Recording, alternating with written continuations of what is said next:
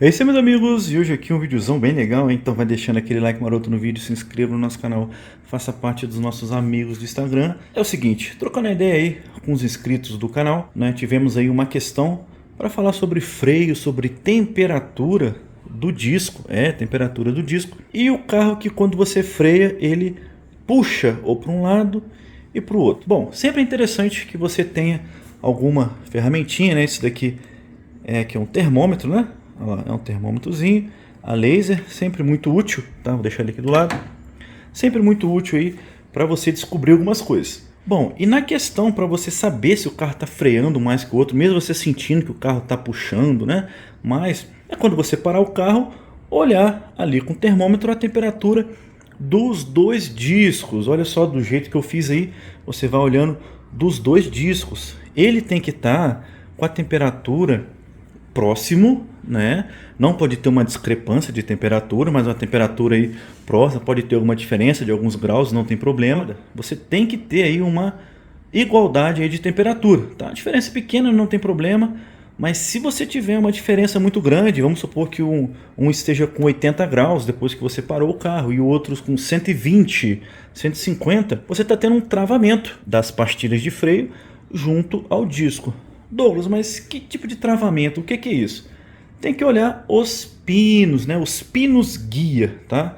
Que eu sei que muita gente troca aí disco e pastilha, mas não verifica o pino guia. Douglas, todos os carros têm esse pino guia? Digo para você que a maioria tem esse pino guia. Um ou outro aí, tirando um carro mais antigo, não tem. Mas a maioria tem um pino, ele precisa ser lubrificado, porque justamente ele faz o quê?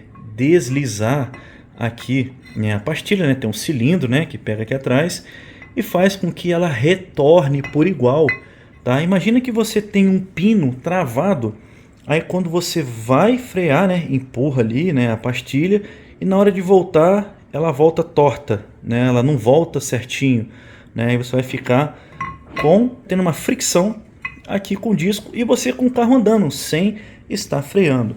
Então, pino guia é muito importante, muito importante. E você com uma ferramentinha aí, com laser, você consegue verificar a temperatura dos dois.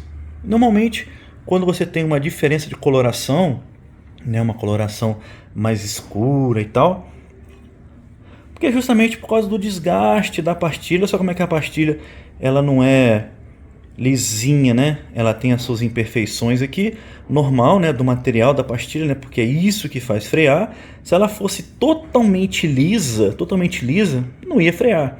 Então, essas imperfeições que tem aqui, ó, né, esse granulado é da pastilha, tá? Normal para você frear. E quando você fica, né, com a pastilha aqui um pouco preta, né, alguma coisa assim, às vezes você teve alguma ondulação aqui ou caiu alguma sujeira. Aqui você está com alguma ondulação pequena, que até é normal da pastilha, tá? E está freando em um ponto a mais do que o outro, tá? Ou quando você troca só a pastilha e o seu disco está cheio de ondulações, e você com uma pastilha novinha, retinha, aqui ó, lisinha, aí você começa a ter barulho, né, quando você vai frear, e você começa a ter aqui algumas colorações diferentes aqui no disco. E para poder amenizar um pouco o chiado, é interessante utilizar sempre um anti-chio aqui, ó, nas costas da pastilha. Sempre nas costas da pastilha. Não vai aplicar um anti-chio no disco, não. É aqui, ó, nas costas da pastilha, onde tem um contato aqui. E o anti-chio que eu gosto muito de utilizar, esse aqui da Wurt, na minha opinião, é o melhor, tá? Já testei outros, é o melhor. Ele tem uma secagem mais rápida, ele cria uma película emborrachada melhor, tá? E você vai aplicar aqui, ó, atrás da pastilha.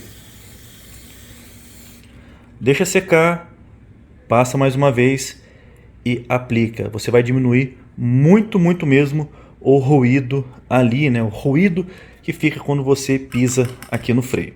Douglas, toda vez que eu lavo o carro, ou o carro fica na chuva, o meu disco aqui fica todo enferrujado, é normal? Aí quando eu piso no freio dá um barulho.